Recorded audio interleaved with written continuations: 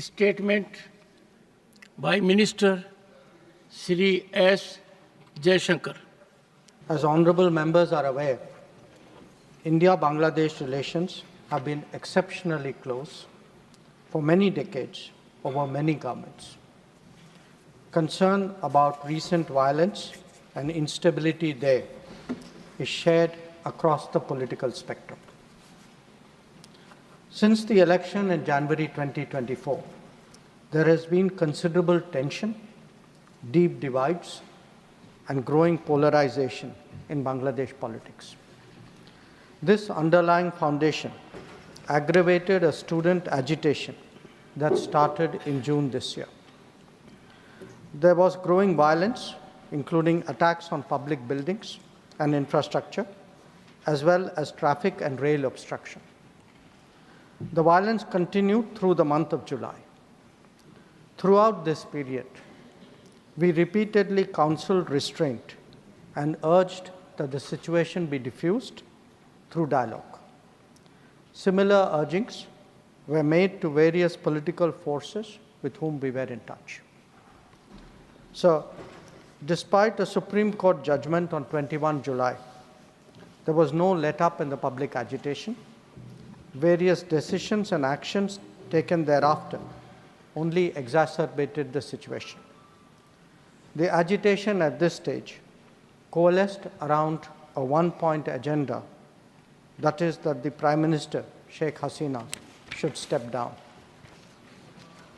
On 4th August, events took a very serious turn.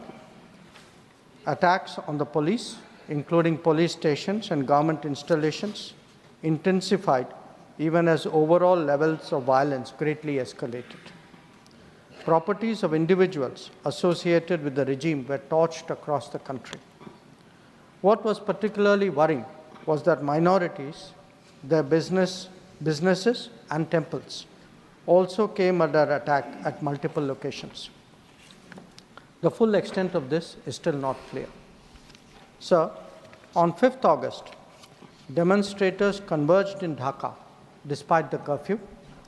Our understanding is that after a meeting with leaders of the security establishment, Prime Minister Sheikh Hasina apparently made the decision to resign. At very short notice, she requested approval to come for the moment to India. We simultaneously received a request for flight clearance from Bangladesh authorities. She arrived yesterday evening in Delhi.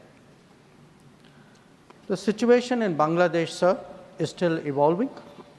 The Army Chief, General Waqar-uz-Zaman, addressed the nation on 5th August. He spoke about assuming responsibility and constituting an interim government. We are in close and continuous touch with the Indian community in Bangladesh through our diplomatic missions.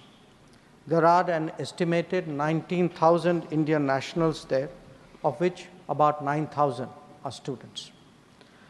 The bulk of the students, however, have already returned to India in the month of July on the advice of the High Commission.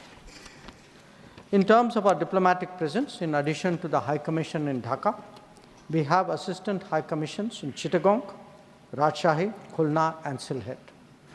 It is our expectation that the host government will provide the required security protection for these establishments.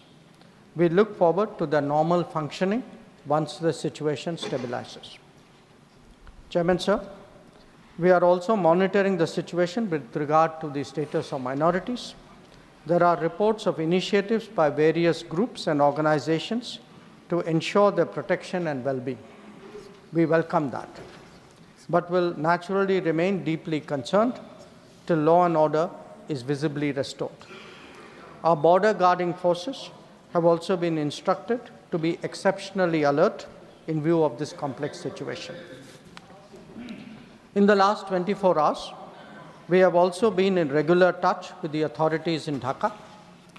This is the situation as of now. I seek the understanding and support of the House in regard to sensitive issues regarding an important neighbor on which there has always been strong national consensus. Thank you.